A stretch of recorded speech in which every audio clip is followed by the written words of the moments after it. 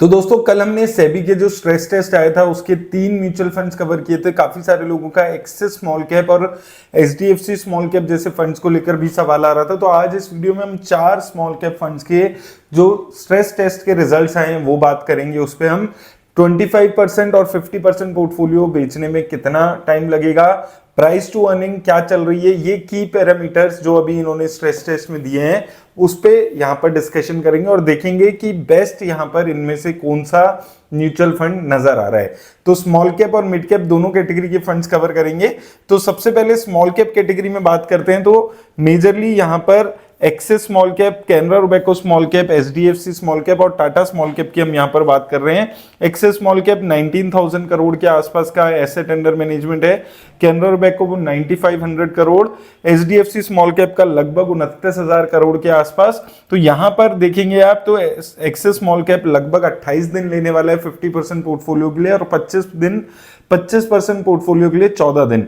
इन चारों में से अगर आप देखेंगे तो सबसे ज्यादा टाइम लेने वाला है एचडीएफसी स्मॉल कैप। यहां पर 42 डेज लेगा 50% पोर्टफोलियो रिडीम करने के लिए और 21 दिन लेगा 25% पोर्टफोलियो के लिए।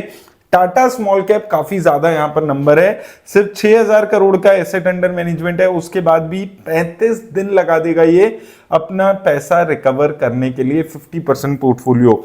अगर हम बात करें यहां पर इनकी प्राइस टू अर्निंग पे, तो प्राइस टू अर्निंग में अगर देखते हैं तो एचडीएफसी स्मॉल कैप अगर देखते हैं तो 26 के आसपास है। तो ये जो बेंचमार्क की प्राइस टू अर्निंग है उससे कम है इसकी। टाटा स्मॉल कैप की 21 के आसपास है। एक्सिस स्मॉल कैप की भी अच्छी नजर आती है 31 के आसपास।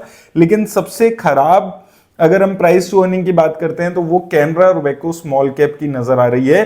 48 के आसपास की इसकी प्राइस टू अर्निंग है। तो इन सब में से अगर आप देखेंगे, अगर हम लिक्विडिटी के मामले में देखते हैं तो एचडीएफसी स्मॉल कैप सबसे खराब नजर आता है। और अगर हम वैल्यूएशंस के पर्सपेक्टिव से देखते हैं तो कैनरा रोबेको स्मॉल कैप की वैल्यूएशंस जो हैं प्राइस टू अर्निंग के हिसाब से वो सबसे ज्यादा नजर आ रही है। तो एवरेजली अगर हम देखते हैं इनमें से एक्सिस स्मॉल कैप अच्छा नजर आता है। एवरेज है इसकी जो 50% पोर्टफोलियो की रिडम्पशन है और प्राइस टू अर्निंग भी बहुत ज्यादा नहीं है। मिड कैप में बात कर लेते हैं। तो मिड कैप में अगर आप देखेंगे, मिड कैप में कुछ फंड्स पे अगर हम बात करते हैं तो सबसे पहले एक्सिस मिड कैप 25,000 करोड़ के आसपास का एसेट अंडर मैनेजमेंट है। सिर्फ 12 दिन लगेंगे 50% पोर्टफोलियो निकालने में। यहां पर भी एचडीएफसी का जो फंड है, HDFC mid cap opportunities fund, इसमें सबसे ज्यादा टाइम लग रहा है। 23 डेज लगेंगे 50% पोर्टफोलियो में। 60,000 करोड़ की लेकिन मार्केट कैप भी है, तो वो चीज भी आपको समझनी है। अगर हम बात करें ओवरऑल इनकी प्राइस टू अर्निंग पे, तो सभी फंड्स की प्राइस टू अर्निंग ज्यादा नजर आती है। एक्सिस मिड कैप की ज्यादा है, 37 के आसपास की है। कैनरा रोबेको मिड कैप की 41 के आसपास की है। तो इन दोनों म्यूचुअल फंड्स की काफी ज्यादा नजर आती है। और एचडीएफसी मिड कैप और टाटा मिड कैप की जो प्राइस टू अर्निंग है 23 और 25 के आसपास, ये काफी लिमिटेड नजर आ रही है।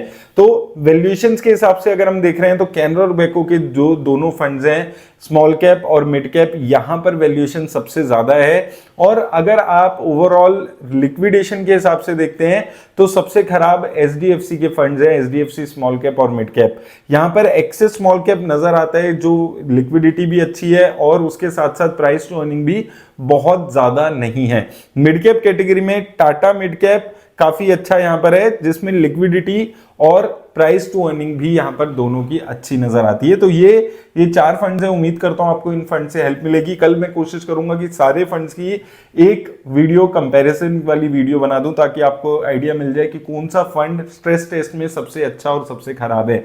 उम्मीद करता हूं आपको वीडियो से हेल्प मिलेगी। धन्यवाद।